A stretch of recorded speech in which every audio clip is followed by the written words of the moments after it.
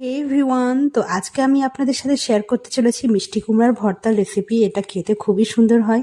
তো ভর্তাটা বানানোর জন্য প্রথমে কড়াইয়ে একটু তেল গরম করে তাতে পেঁয়াজ ও কাঁচা লঙ্কা একটু ভাজা ভাজা করে নেব। সেটা কিছুটা ভাজা ভাজা হলে তাতে আমি দিয়ে দেবো দুটো শুকনো লঙ্কা ও কয়েক কোয়া রসুন। সেটাকেও বেশ লাল লাল করে সুন্দর করে ভাজা ভাজা করে আমি কড়াই থেকে তুলে নেব। এরপর আমি কড়াইয়ে আরেকটু তেল দিয়ে তাতে আমি পাঁচ ফোড়ন দিয়ে কালো জিরে ফোড়ন দেব। কালো জিরে ফোড়ন দেওয়ার পরে আমি তাতে পাতলা পাতলা ছোট ছোট করে কেটে রাখা কুমড়োগুলোকে ভেজে নেব হালকা করে।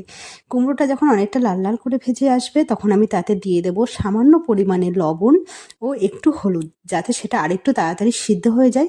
এরপর আরেকটু নাড়াচাড়া করে আমি তাতে দিয়ে দেবো বেশ কিছুটা জল, যাতে কুমড়োটা পুরোই ওর ভিতরে সিদ্ধ হয়ে যায়। কুমড়োটা যখন অনেকটা সিদ্ধ হয়ে যাবে সেটাকে ঘাটা ঘাটা করে আমি ঠান্ডা করার জন্য একটা থালায় সেটাকে নামিয়ে নেব। এরপর একটু লবণ নিয়ে তার ভিতরে আমি কাঁচা লঙ্কা ও শুকনো লঙ্কাটাকে বেশ ডলে ডলে নেব।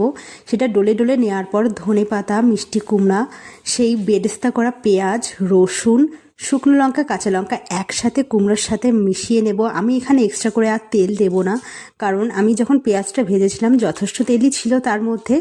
এবার ভর্তাটাকে খুব সুন্দর করে মেখে নিলেই আমাদের মিষ্টি কুমড়োর ভর্তা রেডি। এটা খেতে দারুণ হয়, গরম ভাতে তো এটা হলে আর কিছু লাগেই না। তো দেখা হচ্ছে নেক্সট ভিডিওতে। টাটা।